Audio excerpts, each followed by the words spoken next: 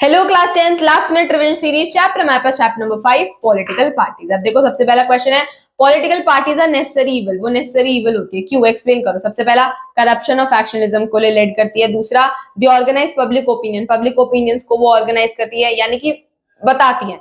तीसरा provide choices to voters, voters को क्या देती है, चॉइसेस देती है। और चौथा आपका रन करती है किसको, फॉर्म करती है किसको, गवर्नमेंट को।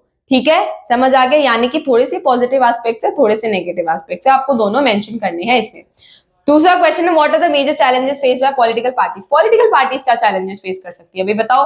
सबसे पहला है कि लैक ऑफ इंटरनल डेमोक्रेसी, अंदर ही अंदर झगड़ा चल रहा है, सबसे पहला पॉइंट हो गया। दूसरा डायनेस्टिक सक्सेशन, डायनेस्टिक सक्सेशन समझते हो, मैं जो हूँ नेता हूं, मैं एमएलए हूँ, अब मैं रिटायर होने वाली, मुझे पता है मेरे को अगली सीट नहीं मिलेगी, तो मैं क्या कर रही हूँ, अपने बेटे को इलेक्शन में खड़ा कर रही हूँ, तो क्या होगा, सिंपैथी वोट्स मुझे मिल जाएगी। डायनेस्टिक सक्सेशन, मैं एमएलए तो मेरा बेटा भी एमएलए, उसके बाद उसका बेटा एमएलए, उसके बाद उसका बेटा एमएलए, तो ये होता है डायनेस्टिक सक्सेशन। ठीक है, यानी राजा महाराजा के टाइम पे नहीं चलता था राजा का बेटा ही राजा बनेगा, वो वाली चीज। तीसरा आपका मनी एंड मसल पावर, सबको पता है, पैसा फूट के और अपना वो तेरा मुंह तोड़ दूंगा मुझे वोट नहीं दिया, तो वो वाली चीज। या फिर ले कितने पैसे चाहिए, 10,000, एक वोट के 10,000, समझ लो, वो वाली चीज आ जाती है। चौथा लैक ऑफ मीनिंगफुल चॉइस, हमारे पास मीनिंगफुल चॉइसेस ही नहीं है। हमें जो भैया वो होते हैं ना कि अंधों में काना राजा, कि हमारे पास ज्यादा कुछ है ही नहीं, तो हम ऐसे लोगों को ही वोट दे देते हैं जो चलो कुछ नहीं है, ये कुछ तो करेगा, तो हमारे पास मीनिंगफुल चॉइसेस बहुत कम है। ठीक है,